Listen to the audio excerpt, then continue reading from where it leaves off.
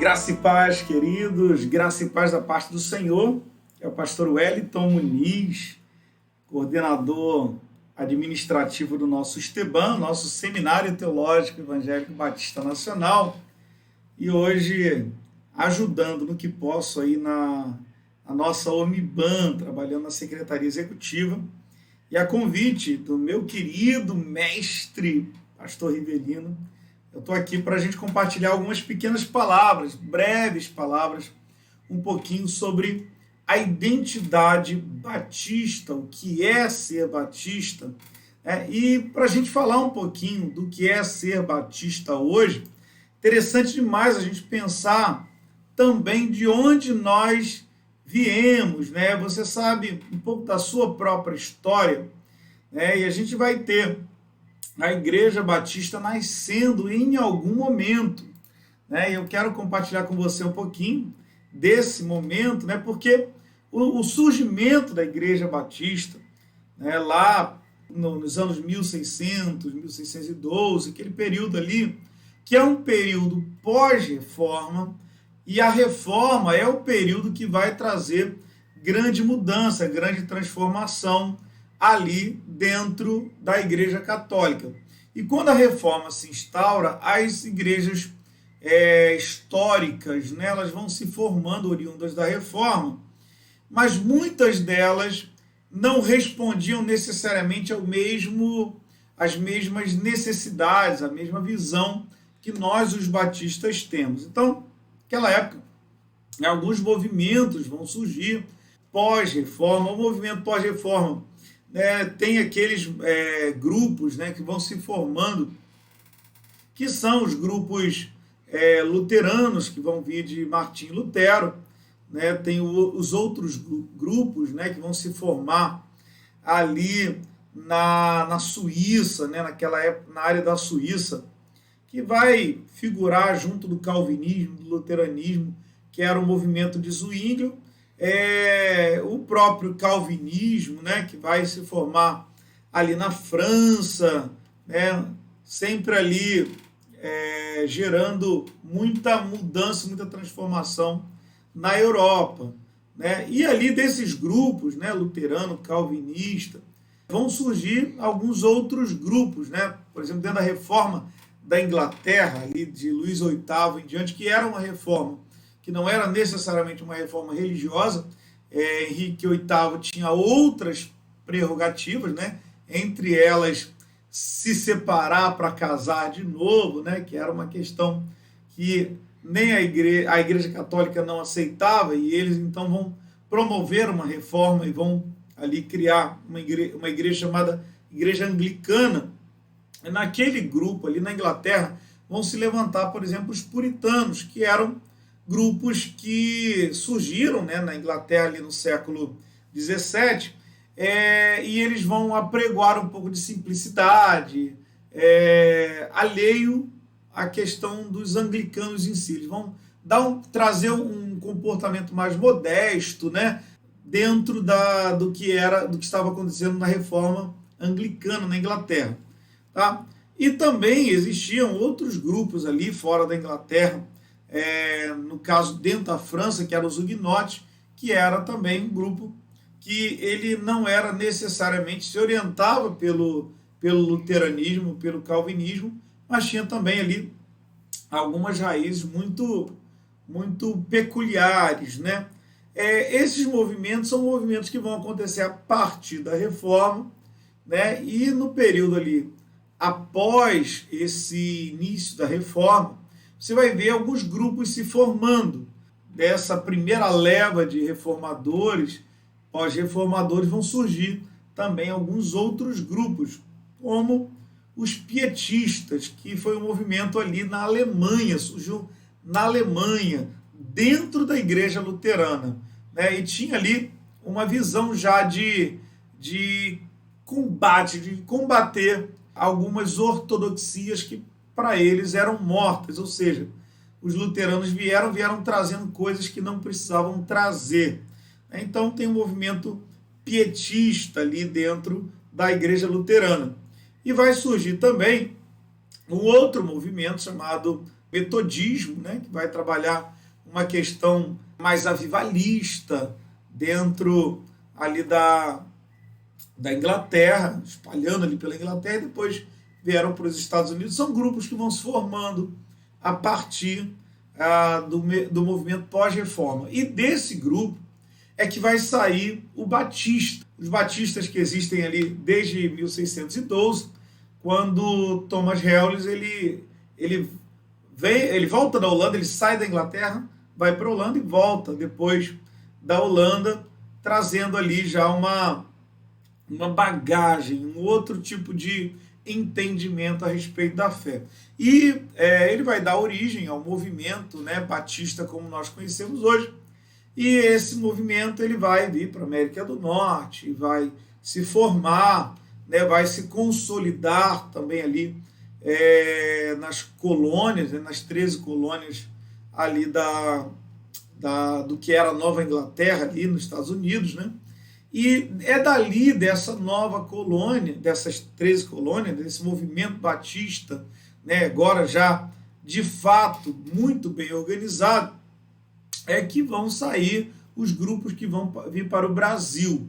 E aí, vindo para o Brasil, os batistas do sul dos Estados Unidos é que vêm para o Brasil e começa um movimento, e é o movimento que vai dar origem, né, vai dar origem ao movimento batista no Brasil.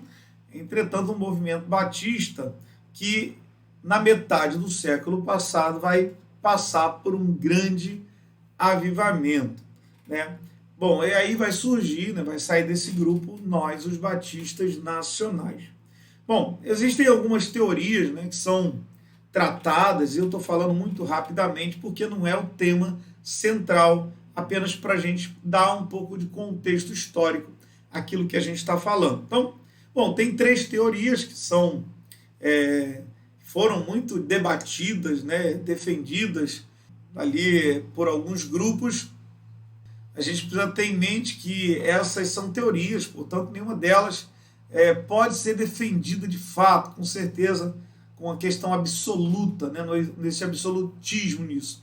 Mas eram 3 teorias a respeito dos batistas. Uma delas é a teoria JJJ, né, Jerusalém, Jordão, João, que tentava trazer o alicerce dos batistas para o movimento de João Batista lá no Rio Jordão, dos batismos em Jerusalém, e na verdade isso aí é apenas uma conjectura.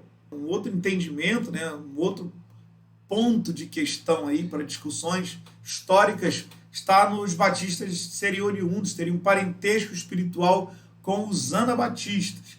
Os anabatistas eram movimentos, né, foi um movimento que surgiu também lá na Europa, e que eles eram alheios também à Igreja Católica, e eles rebatizavam as pessoas, por isso anabatista, rebatizadores. E aí tem uma corrente aí dentro dos batistas que entendem que os anabatistas, né, foram os precursores dos batistas. E uma terceira é a teoria dos separatistas, né, que essa vem também ali do século XVII, né, e ela também não é necessariamente uma questão que a gente vai precisar estudar, embora seja a que tem mais parentesco, de fato, com a história. Tá? A questão da teoria dos separatistas afirma que os batistas tiveram sua origem dos separatistas ingleses do século XVII. Né? Ao contrário do que o título parece supor, separatistas, esse acontecimento deu-se em plena paz, não houve guerra, não houve nada, e foi apenas um movimento em que se separava da igreja inglesa, daquela questão do anglicanismo, que na verdade era uma igreja católica dominada pelos ingleses. E aí tinha uma teologia que foi se mudando com a época, né? Tem muitas discussões se os batistas são calvinistas, arminianos, né? E na verdade a gente vai encerrar essa discussão aqui para entrar mais à frente, porque os batistas são batistas, né? A gente fica com essa palavra. Bom, quando os batistas estão no Brasil, eles têm uma confissão de fé. A Na verdade, a confissão de fé é uma confissão de fé americana, né? Nós viemos para o Brasil, nós chegamos no Brasil com uma confissão de fé, e essa confissão de fé, ela é inalterável, né? Praticamente inalterada. Aquilo que os batistas creem hoje, creem desde então, da sua fundação. Existem pontos muito importantes, muito legais, que a gente não pode perder nunca. E esses pontos são os princípios que norteiam a fé batista. Os batistas eles são regidos, nós os batistas somos regidos por princípios, né? Por exemplo, princípios que nós herdamos lá desse separatismo inglês. A igreja anglicana era uma igreja ligada ao Estado, e os separatistas de então, isso era comum para os menonitas, eram comuns para os puritanos, eram grupos que não gostavam da ideia de uma igreja que era dominada pelo Estado, a igreja era autônoma. Então, dentro desses princípios batistas, nós temos a separação com o Estado. Embora nós vejamos muito hoje ainda, parece que uma necessidade de religação, né? Como se a religião estivesse ligando a igreja ao Estado, ao invés de ligar a Deus. Os batistas sempre preservaram, né? Sempre foram preservadores dessa visão separatista. Né? Uma outra coisa que parece que é comum demais para a gente hoje, mas os batistas tinham como princípio, sempre tiveram, é que a Bíblia é a nossa regra de fé e prática. Então, o que acontece? Muitas pessoas negligenciam isso, porque hoje, basicamente, os movimentos religiosos, como um todo, as igrejas, têm princípios similares. Entretanto, se nós apontarmos para a época onde a Igreja Batista vai surgir, o cenário monárquico, né, o período de grandes dominações, a gente vai entender como isso é importante.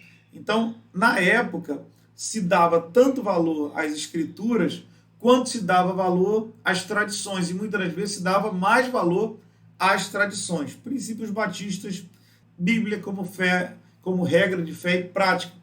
Então, nós não abandonamos as tradições históricas, ao contrário, nós entendemos a realidade do crescimento daquilo que nós conhecemos como igreja, também como um processo histórico, né, de construção histórica.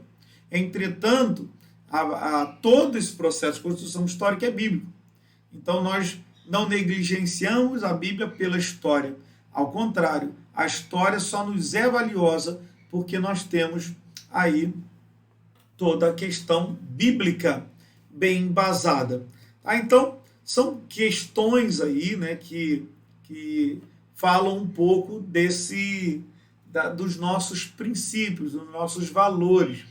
Agora, nós herdamos também muito a visão congregacional, a visão democrática, e é outro símbolo de muito valor para a Igreja Batista. Nossas igrejas são democráticas, né? Então, todo membro da igreja tem direito a voz, voto, a opinar. Pode parecer isso extremamente simples hoje, porque nós vivemos num país, tecnicamente, por Constituição Federal, democrático. Mas pensa comigo isso lá no contexto original, lá nos anos 1600, quando a monarquia era a coisa mais comum possível. Então, essa nossa visão, ela é uma visão extremamente inovadora para aquele tempo. E nós a conservamos. E aí você pode perguntar assim, poxa, mas tem igrejas que não parecem assim. Tem igrejas que não parecem, mas esse é o princípio, ou são princípios batistas. Eu quero fazer uma indicação aqui de uma leitura muito legal, se você não conhece, tá? É o livro Batistas Nacionais, do pastor Herbert Borges. Ele até esteve participando da nossa live, né, teológica no Esteban, e ele fala algumas coisas muito interessantes que eu gostaria muito que você me acompanhasse aqui, que você pegasse aqui alguns trechos comigo desse material. Bom, uma das coisas que ele fala é que existe uma sutil diferença entre doutrina e princípio. A gente, às vezes, confunde muito os princípios com as doutrinas. Os princípios batistas, eles são inabaláveis, eles são a nossa regra. E aí você vai perguntar assim, poxa, mas e a doutrina? Mas a doutrina também porque ela foi alicerçada também nessa questão de princípios, ok? Até aí, tudo bem? Bem, e para falar sobre a questão da identidade, a gente vai então tentar tratar um pouquinho dos princípios para a gente poder tratar depois do que são as doutrinas. E com o conhecimento dos princípios e o conhecimento das doutrinas, a gente vai ter essa visão mais clara, mais esclarecida do que é a identidade batista, especificamente a identidade batista nacional. Então, muito rapidinho, não vou conseguir falar no tempo que a gente tem, mas eu quero deixar para você um desafio, tá? Você conhecer aí um pouco do que é a confissão de fé batista de New Hampshire. Então, é onde os batistas que vieram dos Estados Unidos trouxeram, e coerentemente os batistas nacionais, mesmo tendo passado pelo processo de renovação espiritual, mantiveram as mesmas crenças e os mesmos princípios. Então, se você quiser conhecer a confissão de fé batista, para você poder entender um pouco mais do que é a nossa identidade batista, então você precisa ter à mão essa confissão de fé de New Hampshire, ok? Ela foi reeditada, entretanto, hoje nós usamos a original mesmo. E o que se trata lá? Por exemplo, se trata da questão das escrituras, a importância das escrituras, que nós cremos que a Bíblia Sagrada foi escrita por homens divinamente inspirados. Toda essa explicação está nessa nossa confissão de fé, ok? E fala sobre o Deus verdadeiro, quem ele é. Então, tem uma expressão teontológica. Lá se fala sobre Jesus, sobre a visão batista cristológica. Fala sobre a questão, por exemplo, do Espírito Santo. Então, tem dentro da nossa confissão pontos importantes sobre a paracletologia e muitas coisas sobre queda de homem, sobretudo sobre a soteriologia, A nossa soteriologia, ela é muito rica. E aí muitas pessoas perguntam se nós somos calvinistas ou nós somos arminianos. Nós aprendemos que defender uma linha fatalmente vai restringir o nosso campo de ação batista. Por quê? Eu entendo, e muitos caminham junto disso, junto de nós, para entender que a soteriologia batista, ela é muito rica, ela é muito inteligente, ela é muito sábia. Então, nós cremos, por exemplo, que um salvo é salvo para sempre, e isso nos diferencia do arminianismo. O arminianismo acredita que uma pessoa pode ser salva e pode perder a salvação. E dentro do arminianismo você tem duas correntes. Os que perdem a salvação podem ser salvos novamente, e os que perdem a salvação não serão salvos novamente. Então, a visão arminiana é essa. A visão calvinista diz que vai ser salvo aqueles que foram predestinados. Nós cremos numa eleição. Então, Deus salva aqueles que encontram a Cristo na caminhada, e aqueles que são salvos, eles são salvos para sempre, porque nós cremos na perseverança dos salvos, ou perseverança dos santos. Isso tudo está dentro da nossa confissão de fé. Então, fala-se sobre justificação, regeneração, os 7 aspectos da nossa da salvação em si, desde a nossa conversão, até a glorificação, tudo isso é bem tratado lá. E aí tem vários pontos que vão sendo tratados também sobre responsabilidade civil, sobre o sábado, são coisas que são tratadas ali. E qual é a questão aí? É que muita gente tem problema. A gente quer muitas das vezes colocar uma doutrina que não é batista dentro dos princípios batistas.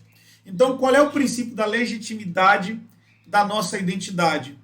A nossa identidade é legitimada pelos princípios que regem as doutrinas e pelas doutrinas que concordam com os princípios e com uma série de pontos que nos são históricos e que são valiosos não só por serem históricos, mas porque concordam entre si a história e a Bíblia. Nunca a história acima da Bíblia, sempre a história concordando com a Bíblia.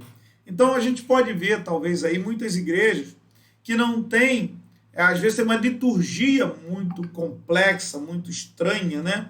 Diferente, né? da eclesiologia batista, da liturgia batista, né?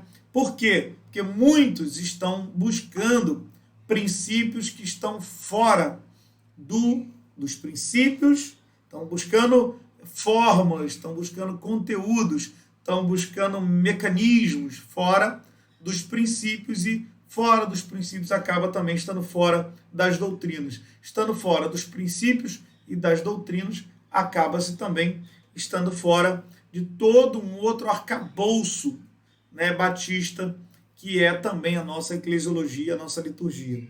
Uma última questão, né, vale lembrar, que é extremamente importante, é que os batistas, eles são convencionais, embora sejam autônomos, né? As igrejas batistas são autônomas, então elas têm a sua independência, e entender essa autonomia não é a igreja ter direito de fazer o que quer.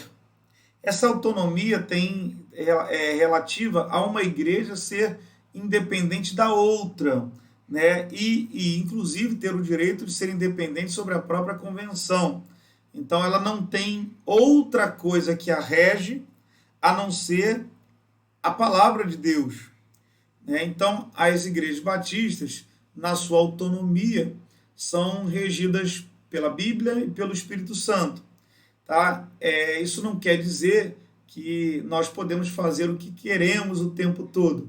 Nós somos autônomos para obedecer única e exclusivamente a palavra de Deus e não responder às regras do Estado, não nos aliarmos a eles, que era o contexto que estava sendo discutido desde 1612, na formação da primeira estrutura que dá origem à Igreja Batista. Ok? Isso eu estou falando aqui até porque a igreja, as igrejas batistas são diferentes, existem diferenciais, mas isso não está relacionado à autonomia dela como igreja, né?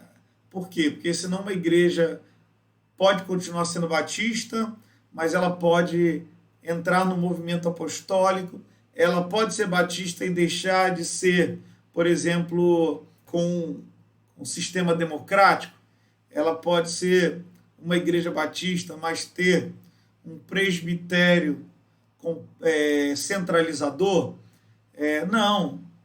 Ela pode ser uma igreja batista deixando de crer em algumas das doutrinas que estão na confissão de fé, de alguns dos princípios que estão na confissão de fé batista? Não.